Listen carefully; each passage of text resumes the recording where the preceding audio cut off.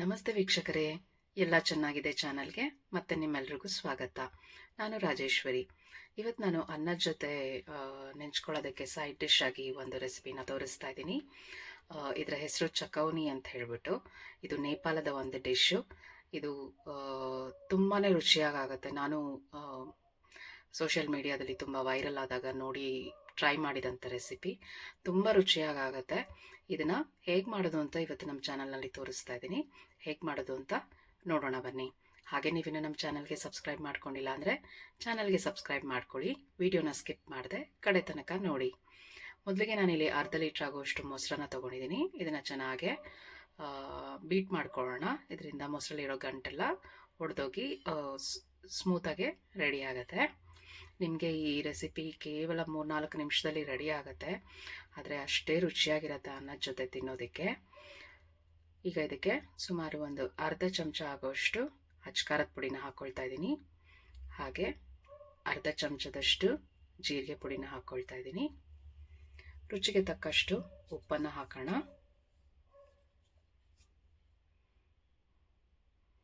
ಹಾಗೆ ನಾನು ಒಂದು ದೊಡ್ಡ ಈರುಳ್ಳಿನ ಉದ್ದುದ್ದಕ್ಕೆ ಹೆಚ್ಚಿಟ್ಕೊಂಡಿದ್ದೀನಿ, ಅದನ್ನು ಹಾಕ್ಕೊಳ್ತಾ ಇದ್ದೀನಿ.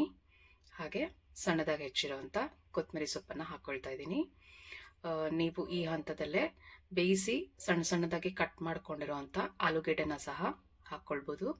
ಆಲೂಗೆಡ್ಡೆ ತಿನ್ನಲ್ಲ ಅಂದರೆ ಅದನ್ನ ಸ್ಕಿಪ್ ಮಾಡ್ಬೋದು. ಈಗ ಅದೆಷ್ಟನ್ನು ಚೆನ್ನಾಗಿ ಮಿಕ್ಸ್ ಮಾಡ್ಕೊಳ್ಳೋಣ.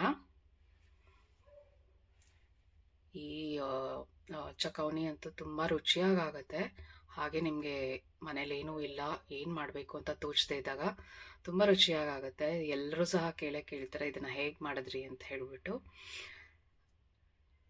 ಇದಕ್ಕೆ ಒಂದು ಇಂಪಾರ್ಟೆಂಟ್ ಸ್ಟೆಪ್, ಒಗ್ಗರಣೆನ ರೆಡಿ ಮಾಡ್ಕೊಳ್ಳೋಣ. ನಾನು ಇದಕ್ಕೆ ಒಂದು ಪ್ಯಾನ್ಗಿಲ್ಲಿ 1 ಚಮಚ ಆಗುವಷ್ಟು ತುಪ್ಪನ ಹಾಕ್ಕೊಳ್ತಾ ಇದ್ದೀನಿ. ನೀವು ತುಪ್ಪ ಅಥವಾ ಎಣ್ಣೆ ಯಾವುದನ್ನು ಬೇಕಾದರೂ ಬಳಸ್ಕೋಬೋದು.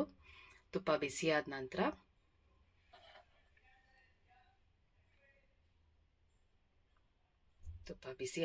ನಾವು ಇದಕ್ಕೆ 1 ಚಮಚ ಆಗುವಷ್ಟು ಸಾಸಿವೆನ ಹಾಕ್ಕೊಳ್ತಾ ಇದ್ದೀನಿ.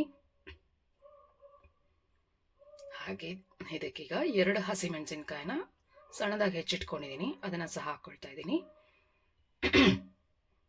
ಹಾಗೆ 1/4 ಚಮಚದಷ್ಟು ಅರಿಶಿನ ಪುಡಿ, ಹಾಗೆ ಕಸೂರಿ ಮೇಥಿನ ಹಾಕ್ಕೊಂಡ್ರೆ ಸಾಕಾಗುತ್ತೆ. 1 ಸಣ್ಣ ಇಡಿಯಷ್ಟು ಕಸೂರಿ ಮೇಥಿನ ಹಾಕ್ಕೊಂಡು ಇದಿಷ್ಟನ್ನು ಚೆನ್ನಾಗಿ ಮಿಕ್ಸ್ ಮಾಡಿಕೊಂಡು ಸ್ಟೌವನ್ನು ಆರಿಸ್ಕೊಂಡ್ಬಿಡಿ, ಸಾಕಾಗುತ್ತೆ. ಇಷ್ಟೇ ನಮಗೆ ನೇಪಾಳಿ ಚಕೌನಿ ಮಾಡೋದಕ್ಕೆ ಬೇಕಾಗಿರುವಂಥ ಸ್ಟೆಪ್ಸ್ ಮತ್ತು ಇಂಗ್ರೀಡಿಯೆಂಟ್ಸ್. ನೋಡಿದ್ರಲ್ಲ ಎಷ್ಟು ಸುಲಭವಾಗಿ ಇದನ್ನು ರೆಡಿ ಮಾಡ್ಕೊಳ್ಬೋದು.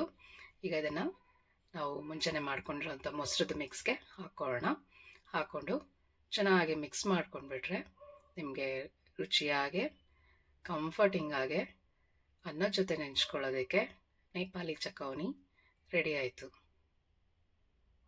ನೋಡಿದ್ರಲ್ಲ, ಇದೇ ರೀತಿ ಮತ್ತಷ್ಟು ಇಂಟ್ರೆಸ್ಟಿಂಗ್ ರೆಸಿಪೀಸ್ನ ನಾವು ನಮ್ಮ ಚಾನಲ್ನಲ್ಲಿ ಪೋಸ್ಟ್ ಮಾಡ್ತಾ ಇರ್ತೀವಿ.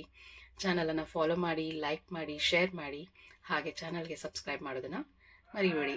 ನಿಮಗೆ ಈ ವಿಡಿಯೋ ಏನಾದರೂ ಸ್ವಲ್ಪನಾದರೂ ಇಷ್ಟ ಆಗಿದರೆ ಒಂದು ಲೈಕ್ ಮಾಡಿ. ನೀವು ಸಹ ಮನೆಯಲ್ಲಿ ಟ್ರೈ ಮಾಡಿ ಹೇಗೆ ಬಂತು ಅಂತ ಕಮೆಂಟ್ ಸೆಕ್ಷನಲ್ಲಿ ತಿಳಿಸಿ. ನೋಡಿದ್ರಲ್ಲ, ನಮಗೆ ಚಕೌನಿ ತಿನ್ನೋದಕ್ಕೆ ಸಿದ್ಧ ಆಯಿತು. ನೀವು ಸಹ ಮನೆಯಲ್ಲಿ ಮಾಡ್ಕೊಳ್ಳಿ, ಖುಷಿಯಾಗಿ ತಿನ್ನಿ, ಖುಷಿಯಾಗಿರಿ. Thank you for watching. ಧನ್ಯವಾದಗಳು. Take care.